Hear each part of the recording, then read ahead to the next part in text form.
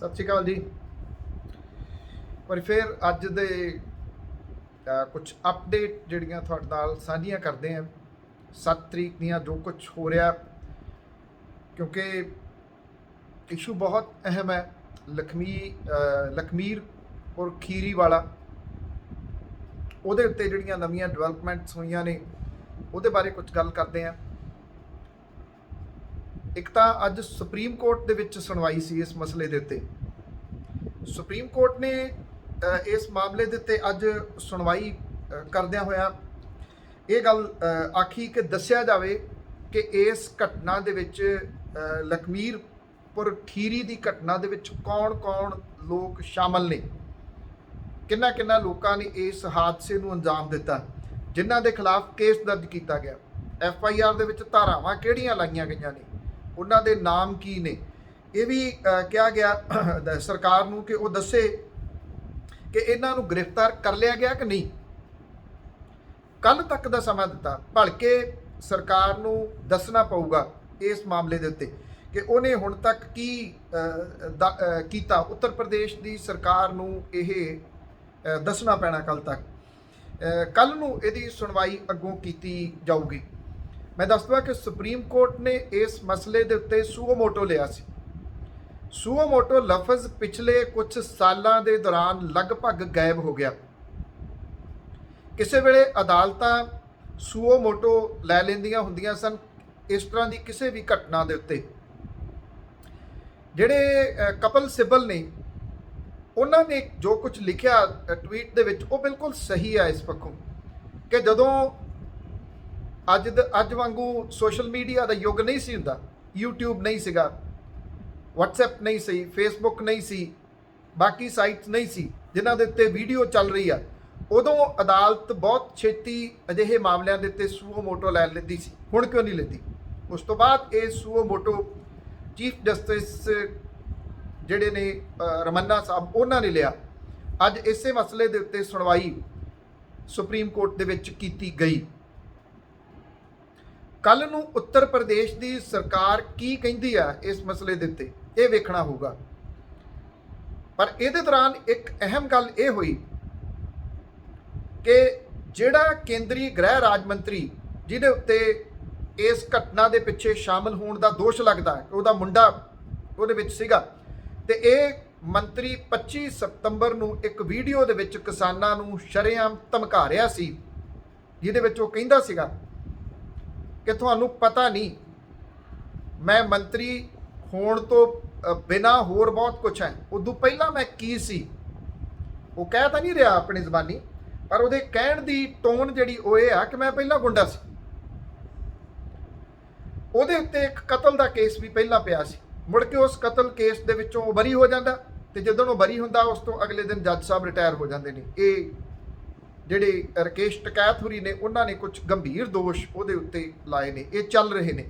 ਸਵਾਲ ਇਹ ਆ ਕਿ ਜਿਸ ਵਿਅਕਤੀ ਦੇ ਉੱਤੇ ਪਹਿਲਾਂ ਇਸ ਤਰ੍ਹਾਂ ਦੇ ਕੇਸ ਸਨ ਉਹਨੂੰ ਮੰਤਰੀ ਮੰਡਲ ਦੇ ਵਿੱਚ ਸ਼ਾਮਲ ਕਿਵੇਂ ਕੀਤਾ ਗਿਆ। ਉਧਰ ਅੱਜ ਇੱਕ ਦਿੱਲੀ ਦੀ ਪੁਲਿਸ ਦਾ ਸਮਾਗਮ ਸੀ, ਉਹਦੇ ਵਿੱਚ ਚੀਫ ਗੈਸਟ ਦੇ ਤੌਰ ਦੇ ਉੱਤੇ ਇਹਨੂੰ ਸੱਦਿਆ ਗਿਆ।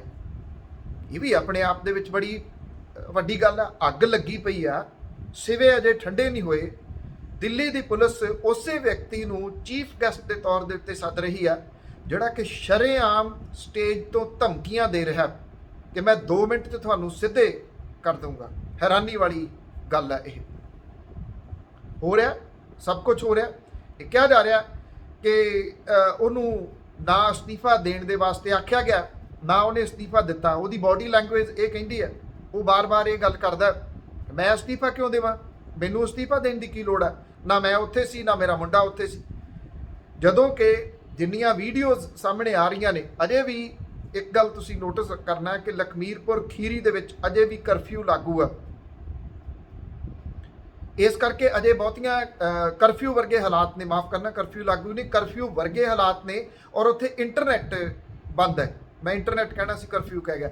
ਇੰਟਰਨੈਟ ਉੱਥੇ ਬੰਦ ਹੈ ਔਰ ਉਹਦੇ ਕਰਕੇ ਬਹੁਤੀਆਂ ਵੀਡੀਓਜ਼ ਆ ਨਹੀਂ ਰਹੀਆਂ। ਉੱਥੋਂ ਦੀ ਪੁਲਿਸ ਨੇ ਹੁਣ ਇਹ ਅਪੀਲ ਕੀਤੀ ਆ ਲੋਕਾਂ ਨੂੰ, ਨੰਬਰ 1 ਦਿੱਤਾ ਕਿ ਦੱਸੋ ਕਿਹਦੇ ਕੋਲੇ ਵੀਡੀਓਜ਼ ਨੇ। ਲੋਕ ਡਰ ਰਹੇ ਆ ਭੇਜਣ ਤੋਂ ਵੀ ਪੁਲਿਸ ਦੇ ਕੋਲੇ ਉਹਨਾਂ ਨੇ ਵੀਡੀਓਜ਼ ਭੇਜਤੀਆਂ ਤੇ ਪੁਲਿਸ ਉਹਨਾਂ ਦੇ ਪਿੱਛੇ ਪੈ ਜਾਊਗੀ, ਉਹਨਾਂ ਦੇ ਫੋਨ ਚੁੱਕ ਲਿਆਊਗੀ ਜਾਂ ਡਿਲੀਟ ਕਰਾਊਗੀ ਵੀਡੀਓ। ਲੋਕ ਇਸ ਗੱਲ ਤੋਂ ਡਰ ਰਹੇ ਆ। ਉਹ ਲੋਕ ਉਹਨੂੰ ਪੁਲਿਸ ਨੂੰ ਵੀਡੀਓ ਕਿਉਂ ਭੇਜਣਗੇ ਤੇ ਉਹ ਫਸਣਗੇ। ਜਿਸ ਤਰੀਕੇ ਦੇ ਨਾਲ ਪੁਲਿਸ ਮਦਦ ਕਰ ਰਹੀ ਆ ਉੱਥੇ ਇਹਨਾਂ ਵਿਅਕਤੀਆਂ ਦੀ ਜਿਨ੍ਹਾਂ ਨੇ ਇਹ ਸਾਰਾ ਘਟਨਾ ਨੂੰ ਅੰਜਾਮ ਦਿੱਤਾ, ਉੱਥੋਂ ਤਾਂ ਇਹ ਲੱਗਦਾ ਕਿ ਪੁਲਿਸ ਉਹਨਾਂ ਦੇ ਨਾਲ ਬਿਲਕੁਲ 100% ਰਲੀ ਹੋਈ ਆ। ਉਧਰ ਇਸ ਹਿੰਸਾ ਦੇ ਮਾਮਲੇ ਦੇ ਵਿੱਚ 2 ਜਾਣਿਆਂ ਨੂੰ ਗ੍ਰਿਫਤਾਰ ਕਰਨ ਦੀ ਖਬਰ ਆ ਰਹੀ ਹੈ। ਇਹਦੇ ਵਿੱਚ 3 ਨੂੰ ਹਿਰਾਸਤ ਦੇ ਵਿੱਚ ਲਿਆ ਗਿਆ, 2 ਨੂੰ ਗ੍ਰਿਫਤਾਰ ਕੀਤਾ ਗਿਆ। ਲਵ ਕੁਸ਼ ਤੇ ਆਸ਼ੀਸ਼ ਪਾਂਡੇ ਗ੍ਰਿਫਤਾਰ ਕੀਤੇ ਗਏ ਆ। ਆਸ਼ੀਸ਼ ਮਿਸ਼ਰਾ ਦੀ ਗ੍ਰਿਫਤਾਰੀ ਦੇ ਵਾਸਤੇ ਪੁਲਿਸ ਛਾਪੇਮਾਰੀ ਕਰ ਰਹੀ ਹੈ। ਇਹ ਕਿਹਾ ਜਾ ਰਿਹਾ ਹੈ ਕਿ ਇਸ ਜਿਹੜਾ ਆਈਜੀ ਰੇਂਜ ਨੇ ਲక్ష్ਮੀ ਸਿੰਘ, ਉਹਨੇ ਇਹ ਗੱਲ ਕਹੀ ਹੈ ਕਿ 2 ਲੋਕਾਂ ਨੂੰ ਪੁੱਛਗਿੱਛ ਲਈ ਬੁਲਾਇਆ ਗਿਆ ਸੀਗਾ। ਉਹਨਾਂ ਦੇ ਵਾਸਤੇ ਕੁਝ ਸਬੂਤ ਮਿਲੇ ਆ।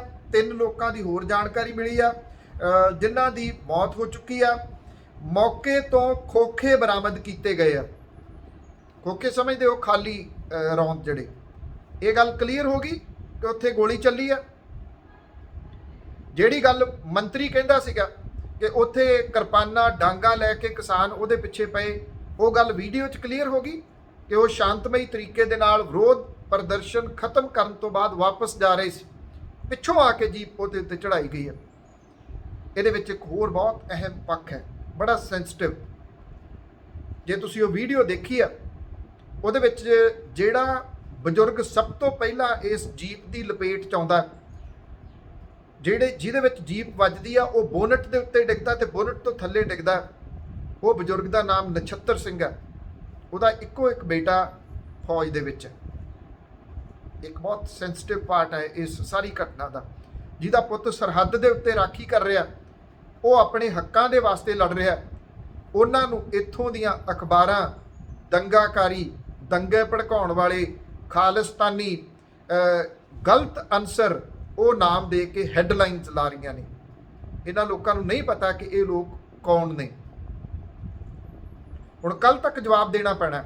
ਇਹ ਸਮਝਿਆ ਜਾ ਰਿਹਾ ਹੈ ਕਿ ਜਿਹੜਾ ਉਹਦਾ ਮੁੰਡਾ, ਉਹਨੂੰ ਸਮਨਿੰਗ ਕੀਤੀ ਹੈ ਕਿ ਆ ਕੇ ਉਹ ਸ਼ਾਮਲ ਤਫਤੀਸ਼ ਹੋਵੇ। ਸੁਪਰੀਮ ਕੋਰਟ ਦੇ ਵਿੱਚ ਜਦੋਂ ਉੱਤਰ ਪ੍ਰਦੇਸ਼ ਦੀ ਸਰਕਾਰ ਜੇ ਕੱਲ ਜਾ ਕੇ ਕਹੂਗੀ ਕਿ ਅਸੀਂ ਅਜੇ ਤੱਕ ਗ੍ਰਿਫਤਾਰ ਨਹੀਂ ਕਰ ਸਕੇ, ਤੇ ਸੁਪਰੀਮ ਕੋਰਟ ਪੁੱਛੂਗੀ ਕਿ ਕਿਉਂ ਗ੍ਰਿਫਤਾਰੀ ਨਹੀਂ ਹੋ ਸਕੀ।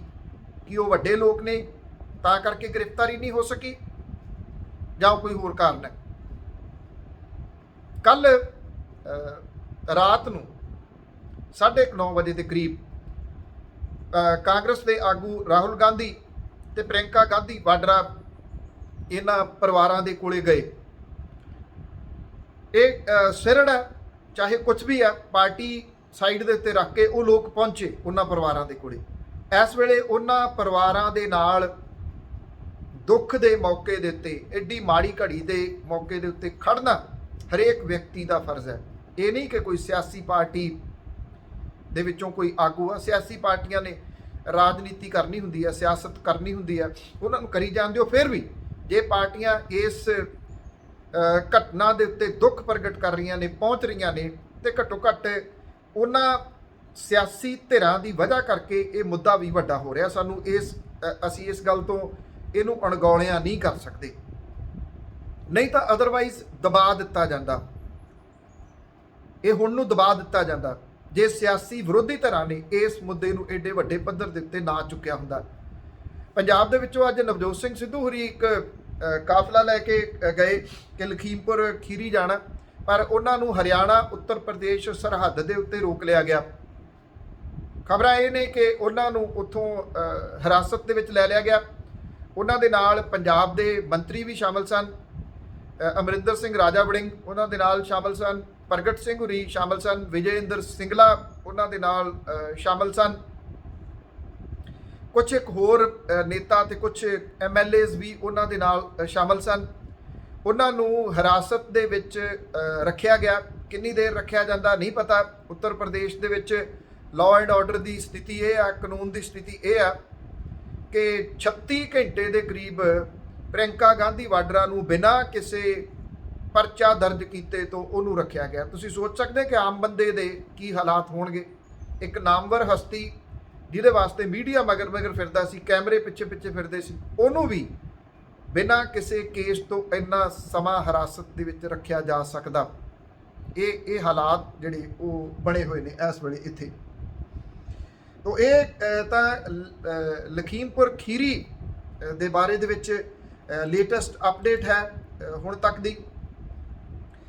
ਕੁਝ ਜਿਹੜੀਆਂ ਹੋਰ ਖਬਰਾਂ ਦੇ ਉੱਤੇ ਨਿਗਾਹ ਜਿਹੜੀ ਉਹ ਮਾਰਨੀ ਹੋਵੇ ਤਾਂ ਜੰਮੂ ਕਸ਼ਮੀਰ ਦੇ ਵਿੱਚ ਹੋਈ ਹਿੰਸਾ ਦੇ ਵਿੱਚ ਅੱਤਵਾਦੀਆਂ ਨੇ ਗਵਰਨਮੈਂਟ ਬॉयਜ਼ ਜਿਹੜਾ ਹਾਇਰ ਸੈਕੰਡਰੀ ਸਕੂਲ ਹੈ ਉਹਦੇ ਵਿੱਚ ਵੜ ਕੇ ਅੱਜ ਫਾਇਰਿੰਗ ਕੀਤੀ। ਇਹਦੇ ਵਿੱਚ ਪ੍ਰਿੰਸੀਪਲ ਸੁਪਿੰਦਰ ਕੌਰ ਤੇ ਟੀਚਰ ਦੀਪਕ ਚੰਦ ਦੀ ਮੌਤ ਹੋ ਗਈ। ਇਹ ਦੋਨੋਂ ਘੱਟ ਗਿਣਤੀਆਂ ਦੇ ਨਾਲ ਸੰਬੰਧਿਤ ਨੇ। ਸੁਪਿੰਦਰ ਕੌਰ ਸਿੱਖ ਭਾਈਚਾਰੇ ਚੋਂ ਆ, ਦੀਪਕ ਚੰਦ ਕਸ਼ਮੀਰੀ ਪੰਡਤ। ਸੁਰੱਖਿਆ ਫੋਰਸਸ ਮੌਕੇ ਤੇ ਪਹੁੰਚੀਆਂ। ਅੱਤਵਾਦੀਆਂ ਦੀ ਤਲਾਸ਼ ਜਿਹੜੀ ਉਹ ਜਾਰੀ ਆ। ਘਾਟੀ ਦੇ ਵਿੱਚ ਕਤਲਾਂ ਦੀ ਪਿਛਲੇ 5 ਦਿਨਾਂ ਦੇ ਵਿੱਚ 7ਵੀਂ ਘਟਨਾ, ਜਿਹਦੇ ਵਿੱਚ ਸ੍ਰੀਨਗਰ ਦੇ ਵਿੱਚ 6 ਘਟਨਾਵਾਂ ਵਾਪਰ ਚੁੱਕੀਆਂ ਹੋਈਆਂ ਨੇ।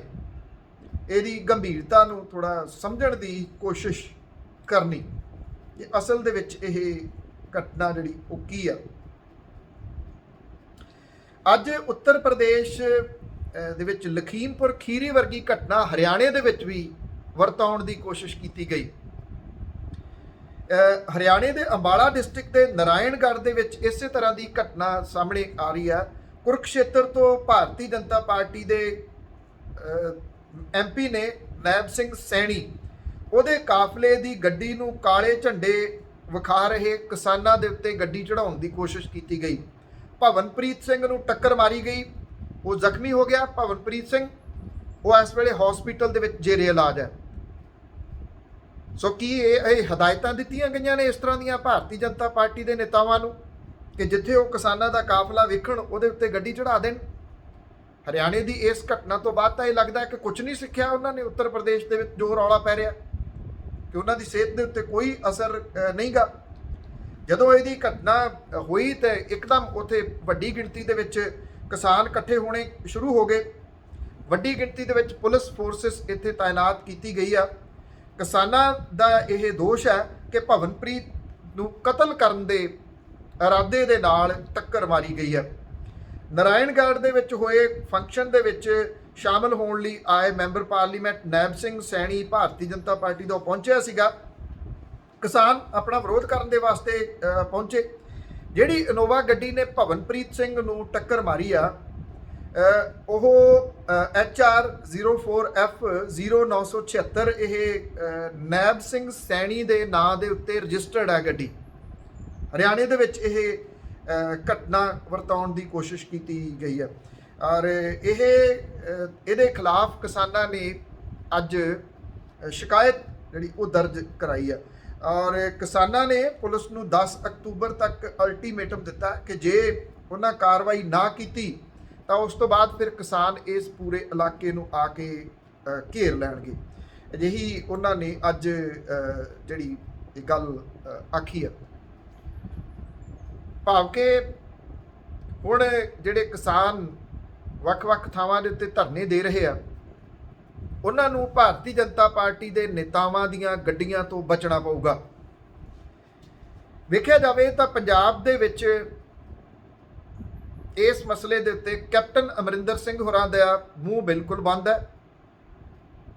ਉਹਨਾਂ ਨੇ ਇਸ ਮਸਲੇ ਤੇ ਕੋਈ ਟਵੀਟ ਤੱਕ ਨਹੀਂ ਕੀਤਾ, ਕੋਈ ਬਿਆਨ ਜਾਰੀ ਨਹੀਂ ਕੀਤਾ। ਦਿੱਲੀ ਬੈਠੇ ਨੇ, ਭਾਰਤੀ ਜਨਤਾ ਪਾਰਟੀ ਦੇ ਨੇਤਾਵਾਂ ਦੇ ਨਾਲ ਮੀਟਿੰਗਾਂ ਕਰ ਰਹੇ ਆ, ਜਿਨ੍ਹਾਂ ਨੇ ਬੜੇ ਵੱਡੇ ਇੱਥੇ ਬੋਰਡ ਲਗਾਏ ਸੀਗੇ ਕਿ ਕਿਸਾਨ ਖੁਸ਼ਹਾਲ, ਪੰਜਾਬ ਖੁਸ਼ਹਾਲ, ਸਾਰਾ ਪੰਜਾਬ ਕਿਸਾਨ ਦੇ ਨਾਲ। ਉਹ ਅੱਜ ਕਿਸਾਨਾਂ ਦੇ ਨਾਲ ਐਡੀ ਵੱਡੀ ਘਟਨਾ ਹੋਣ ਤੋਂ ਬਾਅਦ ਲੱਭ ਹੀ ਨਹੀਂ ਰਹੇ ਕਿ ਕਿੱਥੇ ਨੇ। ਭਾਰਤੀ ਜਨਤਾ ਪਾਰਟੀ ਦੇ ਨੇਤਾ ਜਿਹੜੇ ਗੱਲ-ਗੱਲ ਦੇ ਉੱਤੇ ਇੱਥੇ ਜ਼ਹਿਰੀ ਝੱਗ ਸੁੱਟਦੇ ਸਨ ਉਹ ਚੁੱਪ ਨੇ, ਉਹ ਕੁਝ ਨਹੀਂ ਬੋਲ ਰਹੇ। ਭਾਰਤੀ ਜਨਤਾ ਪਾਰਟੀ ਦਾ ਪੇਜ ਪੰਜਾਬ ਵਾਲਾ ਛੋਟੀ ਗੱਲ ਦੇ ਉੱਤੇ ਅਪਡੇਟ ਦੇ ਰਿਹਾ, ਪਰ ਇਸ ਘਟਨਾ ਦੇ ਨਾਲ ਸੰਬੰਧਿਤ ਕੋਈ ਖਬਰ, ਕੋਈ ਵੀਡੀਓ ਉਹਨੇ ਸਾਂਝੀ ਨਹੀਂ ਕੀਤੀ, ਕਿਉਂਕਿ ਉਹਨਾਂ ਦਾ ਇੱਕ ਸਟਾਈਲ ਹੈ ਕਿ ਅਜਿਹੀ ਕੋਈ ਵੀ ਜਿਹੜੀ ਗੱਲ ਜਿਹੜੀ ਕੰਟਰੋਵਰਸ਼ੀਅਲ ਹੋਵੇ ਜਿਹਦੇ ਵਿੱਚ ਜਵਾਬਦੇਹੀ ਨਾ ਉਹਨਾਂ ਦੀ ਹੋਵੇ, ਉਹਨਾਂ ਕੋਲੇ ਜਵਾਬ ਨਾ ਹੋਵੇ, ਉਹ ਚੁੱਪ ਕਰਕੇ ਬੈਠ ਜਾਂਦੇ ਆ। ਆਪਾਂ ਦੇਖਿਆ ਸੀ ਕਰੋਨਾ ਦੇ ਸਮੇਂ ਦੇ ਉੱਤੇ ਲਾਸ਼ਾਂ ਤੈਰਦੀਆਂ, ਹਸਪਤਾਲਾਂ 'ਚ ਰੁਲਦੇ ਲੋਕ, ਆਕਸੀਜਨ ਦੇ ਵਾਸਤੇ ਤਰਲੇ ਲੈਂਦੇ ਲੋਕ, ਕੋਈ ਨਹੀਂ ਬੋਲਿਆ ਸੀ। ਜਦੋਂ ਸਾਰਾ ਕੁਝ ਠੀਕ ਹੋ ਗਿਆ, ਚੁੱਪ ਕਰਕੇ ਬਾਹਰ ਨਿਕਲੇ, ਬਿਆਨ ਆਉਣੇ ਫੇਰ ਸ਼ੁਰੂ ਹੋ ਗਏ। ਚਲੋ ਉਹ ਤਾਂ ਕਿਸਾਨਾਂ ਦੇ ਵਿਰੋਧ ਦੇ ਵਿੱਚ ਖੜੇ ਨੇ। ਕੈਪਟਨ ਅਮਰਿੰਦਰ ਸਿੰਘ ਹੋਰਾਂ ਨੂੰ ਵੀ ਆਪਣਾ ਸਟੈਂਡ ਸਪਸ਼ਟ ਕਰਨਾ ਚਾਹੀਦਾ ਕਿ 2 ਵਾਰੀ ਉਹਨਾਂ ਨੂੰ ਪੰਜਾਬ ਦੇ ਲੋਕਾਂ ਨੇ ਮੁੱਖ ਮੰਤਰੀ ਬਣਾਇਆ। ਅੱਜ ਉਹ ਕਿੱਥੇ ਖੜੇ ਨੇ? ਉਹ ਕਿਹਦੇ ਨਾਲ ਖੜੇ ਨੇ? ਉਹ ਕਿਹੜੀ ਧਿਰ ਦੇ ਨਾਲ ਖੜੇ ਨੇ? ਇੰਨੇ ਦਿਨ ਹੋ ਗਏ ਇਸ ਘਟਨਾ ਨੂੰ ਵਾਪਰਿਆ, ਇੱਕ ਅੱਖਰ ਤੱਕ ਵੀ ਉਹਨਾਂ ਦੇ ਵੱਲੋਂ ਨਾ ਲਿਖਿਆ ਜਾਣਾ ਇਸ ਪਾਸੇ ਵੱਲ ਇਸ਼ਾਰਾ ਕਰਦਾ ਕਿ ਉਹਨਾਂ ਦੀ ਸਿਹਤ ਦੇ ਉੱਤੇ ਇਸ ਚੀਜ਼ ਦਾ ਕੋਈ ਅਸਰ ਨਹੀਂਗਾ ਕਿ ਕੀ ਹੋ ਰਿਹਾ, ਔਰ ਇਹਦੇ ਉੱਤੇ ਉਹ ਆਪਣੀ ਜ਼ੁਬਾਨ ਨਹੀਂ ਖੋਲ੍ਹਣੀ ਚਾਹੁੰਦੇ। ਜੇ ਤੁਸੀਂ ਇਹਨਾਂ ਦਿਨਾਂ ਦੇ ਵਿੱਚ ਪੰਜਾਬ ਦੇ ਵਿੱਚ ਦੇਖੋਗੇ ਤਾਂ ਪੰਜਾਬ ਦੇ ਵਿੱਚ ਹੋਰਡਿੰਗਸ ਦਾ ਫੇਰ ਹੜ੍ਹ ਆ ਗਿਆ। ਉਹ ਹੋਰਡਿੰਗਸ ਇੱਕ ਵਾਰੀ ਲੱਥੇ ਸੀਗੇ ਕੈਪਟਨ ਅਮਰਿੰਦਰ ਸਿੰਘ ਹੋਰਾਂ ਦੇ ਗੱਦੀਓਂ ਲੱਥਣ ਤੋਂ ਬਾਅਦ। ਹੋਰਡਿੰਗਸ ਦੇ ਉੱਤੇ ਹੁਣ ਚਰਨਜੀਤ ਸਿੰਘ ਚੰਨੀ ਹੁਰੀ ਮੁਸਕਰਾਉਂਦੇ ਆ। ਉਹਨਾਂ ਦੇ ਵੱਲੋਂ ਕਿਸਾਨਾਂ ਦੇ ਨਾਲ ਬੈਠ ਕੇ ਖਾਧੀ ਗਈ ਰੋਟੀ ਦੀਆਂ ਫੋਟੋਆਂ ਲਾਈਆਂ ਗਈਆਂ ਨੇ। ਉਹਨਾਂ ਦੇ ਵੱਲੋਂ ਇੱਕ ਗਰੀਬ ਨਵ ਵਿਆਹੇ ਜੋੜੇ ਨੂੰ ਦਿੱਤੇ ਗਏ ਸ਼ਗਨ ਦੀਆਂ ਫੋਟੋਆਂ ਲਾਈਆਂ ਗਈਆਂ ਨੇ। ਉਹਨਾਂ ਦੇ ਵੱਲੋਂ ਅੱਧੀ ਰਾਤ ਨੂੰ ਬਹਿ ਕੇ ਸੁਣਿਆ ਜਾ ਰਿਹਾ ਫੋਨ, ਉਹਦੀਆਂ ਫੋਟੋਆਂ ਲਾਈਆਂ ਗਈਆਂ ਨੇ। ਔਰ ਥਾਂ ਥਾਂ ਦੇ ਉੱਤੇ ਇਹ ਦੱਸਣ ਦੀ ਕੋਸ਼ਿਸ਼ ਕੀਤੀ ਜਾ ਰਹੀ ਹੈ ਕਿ ਉਹ ਆਮ ਆਦਮੀ ਮੁੱਖ ਮੰਤਰੀ ਨੇ, ਉਹ ਆਮ ਲੋਕਾਂ ਦੇ ਵਿੱਚ ਘੁਲਦੇ ਮਿਲਦੇ ਨੇ, ਆਮ ਲੋਕਾਂ ਵਾਂਗੂ ਵਿਚਰਦੇ ਨੇ। ਬੜੀ ਚੰਗੀ ਗੱਲ ਹੈ। ਲੋਕ ਵੀ ਇਹ ਸੋਚ ਰਹੇ ਆ ਕਿ ਬੜੀ ਦੇਰ ਤੋਂ ਬਾਅਦ ਇਸ ਤਰ੍ਹਾਂ ਦਾ ਮੁੱਖ ਮੰਤਰੀ ਮਿਲਿਆ। ਪਰ ਉਹਨਾਂ ਨੇ 에ਅਰਪੋਰਟ ਤੱਕ ਜਾਣਾ ਸੀ, 25 ਕਿਲੋਮੀਟਰ ਦਾ ਸਫ਼ਰ ਉਹ ਹੈਲੀਕਾਪਟਰ ਦੇ ਉੱਤੇ ਉਹਨਾਂ ਨੇ ਕੀਤਾ। ਜਦੋਂ ਗੱਲ ਸਾਹਮਣੇ ਆਈ ਕਿ ਕੀ ਉਹ ਇੰਨਾ ਵੀ ਸਫ਼ਰ ਹੁਣ ਗੱਡੀ ਦੇ ਰਾਹੀਂ ਨਹੀਂ ਕਰ ਸਕਦੇ, ਤਾਂ ਜਿਹੜਾ ਮੁੱਖ ਮੰਤਰੀ ਦੇ ਦਫ਼ਤਰ ਦੇ ਵੱਲੋਂ ਤਰਕ ਦਿੱਤਾ ਗਿਆ ਉਹ ਬੜਾ ਅਜੀਬ ਆ। ਕਹਿੰਦੇ ਕਿ ਉਹਨਾਂ ਕੋਲੇ ਸਮਾਂ ਘੱਟ ਸੀਗਾ, ਇਸ ਕਰਕੇ ਉਹਨਾਂ ਨੇ ਹੈਲੀਕਾਪਟਰ ਦੀ ਵਰਤੋਂ ਕੀਤੀ। ਲੋਕ ਤਾਂ ਵਿਚਾਰੇ ਡਰਦੇ ਪੱਖਾ ਨਹੀਂ ਚਲਾਉਂਦੇ, ਬਿਜਲੀ ਇੰਨੀ ਮਹਿੰਗੀ ਆ ਕਿ ਬਿੱਲ ਹੋਰ ਨਾ ਵੱਧ ਜਾਵੇ। ਜਿਹੜੇ ਖਜ਼ਾਨਾ ਮੰਤਰੀ ਨੇ ਉਹ ਇਹ ਗੱਲ ਕਹਿੰਦੇ ਆ ਕਿ ਜੀ ਖਜ਼ਾਨਾ ਖਾਲੀ ਆ, ਖਜ਼ਾਨੇ 'ਚ ਕੁਝ ਨਹੀਂ ਹੈਗਾ।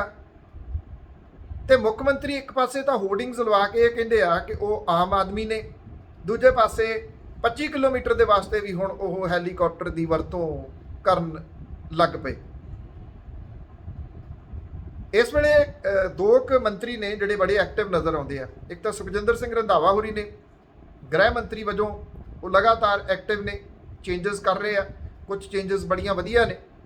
ਇੱਕ ਤਾਂ ਜਿਹੜੇ ਅਫਸਰ ਜਿਹੜੇ ਜ਼ਿਲ੍ਹੇ 'ਚ ਜਾਂਦੇ ਸੀਗੇ, SSPs ਜਾਂ IG DIG, ਉਹ ਆਪਣਾ ਅਮਲਾ ਫੈਲਾ ਨਾਲ ਲੈ ਜਾਂਦੇ ਸੀ, ਉਹਦੇ ਉੱਤੇ ਹੁਣ ਰੋਕ ਲਾ ਦਿੱਤੀ ਗਈ ਆ ਕਿ ਇਉਂ ਤੁਸੀਂ ਨਹੀਂ ਲਿਜਾ ਸਕਦੇ।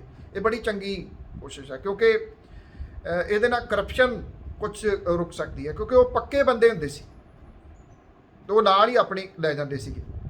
ਦੂਜੇ ਨੇ ਅਮਰਿੰਦਰ ਸਿੰਘ ਰਾਜਾ ਵੜਿੰਗ, ਉਹ ਲਗਾਤਾਰ ਐਕਟਿਵ ਨੇ। ਕੱਲ ਉਹਨਾਂ ਨੇ ਵੱਡੇ ਘਰਾਂ ਦੀਆਂ ਕੁਝ ਬੱਸਾਂ ਰੋਕੀਆਂ ਜਿਨ੍ਹਾਂ ਨੇ ਟੈਕਸ ਨਹੀਂ ਦਿੱਤਾ, ਤੇ ਇਹ ਸਾਰੀਆਂ ਅਕਾਲੀ ਪਰਿਵਾਰ ਦੀਆਂ ਬੱਸਾਂ ਨੇ, ਚਾਹੇ ਉਹ ਹਰਦੀਪ ਸਿੰਘ ਡਿੰਪੀ ਹੋਰਾਂ ਦੀਆਂ ਨੇ ਜਾਂ ਔਰਬਿਟ ਕੰਪਨੀ ਦੀਆਂ। ਕਿਉਂਕਿ ਔਰਬਿਟ ਇੱਕ ਕੰਪਨੀ ਨਹੀਂ, ਔਰਬਿਟ ਦੇ ਨਾਂ ਹੇਠ ਹੋਰ ਬਹੁਤ ਸਾਰੀਆਂ ਕੰਪਨੀਆਂ ਨੇ। ਇਹਨਾਂ ਨੇ ਟੈਕਸ ਹੀ ਨਹੀਂ ਤਾਰਿਆ। ਮੈਂ ਸੁਣ ਰਿਹਾ ਸੀ ਡਿੰਪੀ ਢਿੱਲੋਂ ਹੋਰਾਂ ਨੂੰ, ਉਹ ਇਹ ਕਹਿੰਦੇ ਕਿ ਨਹੀਂ ਤਾਰਿਆ, ਅਸੀਂ ਮੰਨਦੇ ਹਾਂ ਨਹੀਂ ਤਾਰਿਆ, ਕਹਿੰਦੇ ਸਾਡੇ ਕੋਲ ਬਚਦੇ ਹੀ ਨਹੀਂ, ਪੈਸੇ ਹੀ ਨਹੀਂ ਬਚਦੇ ਟਰਾਂਸਪੋਰਟ ਦੇ ਵਿੱਚੋਂ, ਟੈਕਸ ਕਿੱਥੋਂ ਤਾਰੀਏ। ਤੇ ਫਿਰ ਇਹ ਧੰਦਾ ਛੱਡ ਦਿਓ ਟਰਾਂਸਪੋਰਟ ਦਾ, ਕਿਸੇ ਬੇਰੁਜ਼ਗਾਰਾਂ ਨੂੰ ਇਹ ਵੰਡ ਦਿੱਤੇ ਜਾਣਗੇ ਜਿਹੜੇ ਰੂਟ ਪਰਮਿਟ ਨੇ। ਤੁਸੀਂ ਜ਼ਰੂਰੀ ਕੰਮ ਕਰਨਾ ਜਿਹਦੇ ਵਿੱਚ ਘਾਟਾ ਪੈ ਰਿਹਾ। ਕਹਿੰਦੇ ਅਸੀਂ ਇੱਕ ਅਰਜ਼ੀ ਲਾਈ ਹੈ ਪੰਜਾਬ ਦੇ ਖਜ਼ਾਨਾ ਮੰਤਰੀ ਦੇ ਕੋਲੇ ਕਿ ਸਾਡੀਆਂ ਬੱਸਾਂ ਦਾ ਟੈਕਸ ਮਾਫ ਕੀਤਾ ਜਾਵੇ ਕਿਉਂਕਿ ਘਾਟਾ ਬਹੁਤ ਪੈ ਗਿਆ। ਕਹਿੰਦੇ ਅਸੀਂ ਉਹਨਾਂ ਨੂੰ ਕਿਹਾ ਸੀ 9ਵੇਂ ਮਹੀਨੇ ਤੱਕ ਸਾਡਾ ਟੈਕਸ ਮਾਫ ਕਰ ਦਿਓ। ਉਹ ਕਹਿੰਦੇ ਨਹੀਂ ਫਿਕਰ ਨਾ ਕਰੋ, 2022 ਤੱਕ ਤੁਹਾਡਾ ਟੈਕਸ ਮਾਫ ਕਰਾਂਗੇ। ਐਡੇ ਦਿਆਲ ਹੋਏ ਪਏ ਨੇ ਖਜ਼ਾਨਾ ਮੰਤਰੀ ਉਹਨਾਂ ਦੇ ਉੱਤੇ, ਕਿਉਂਕਿ ਉਹਨਾਂ ਦੀਆਂ ਆਪਣੀਆਂ ਬੱਸਾਂ ਵੀ ਚੱਲਦੀਆਂ ਨੇ ਜਿਹੜੇ ਪੰਜਾਬ ਦੇ ਖਜ਼ਾਨਾ ਮੰਤਰੀ, ਇਸ ਕਰਕੇ ਉਹ ਬੱਸਾਂ ਦੇ ਉੱਤੇ ਦਿਆਲ ਨੇ। ਪਤਾ ਨਹੀਂ ਕਿੰਨੀ ਦੇਰ ਤੱਕ ਇਹ ਹੋਊਗਾ, ਪਰ ਜੇ ਹੋ ਜਾਂਦਾ ਤਾਂ ਜਿਹੜੀ ਪਬਲਿਕ ਟਰਾਂਸਪੋਰਟ ਹੈ ਉਹਦੇ ਬਚਣ ਦੇ ਕੁਝ ਆਸਾਰ ਬਣ ਜਾਣਗੇ। ਜੇ ਕਿਉਂਕਿ ਕਾਂਗਰਸ ਨੇ 2017 ਦੇ ਵਿੱਚ ਆਪਣੀ ਚੋਣ ਮੈਨੀਫੈਸਟੋ ਦੇ ਵਿੱਚ ਇਹ ਗੱਲ ਆਖੀ ਸੀ ਕਿ ਅਸੀਂ 3 ਮਹੀਨਿਆਂ ਦੇ ਵਿੱਚ ਟਰਾਂਸਪੋਰਟ ਪਾਲਿਸੀ ਲਿਆਵਾਂਗੇ, ਅਜੇ ਤੱਕ ਲਿਆਂਦੀ ਨਹੀਂ ਗਈ, ਸ਼ਾਇਦ ਹੁਣ ਆ ਜਾਏ। ਸੋ ਇਹ ਕੁਝ ਅਪਡੇਟ ਸਨ ਜਿਹੜੀਆਂ ਤੁਹਾਨੂੰ ਤੁਹਾਡੇ ਨਾਲ ਸਾਂਝੀਆਂ ਕਰਨੀਆਂ ਸੀ।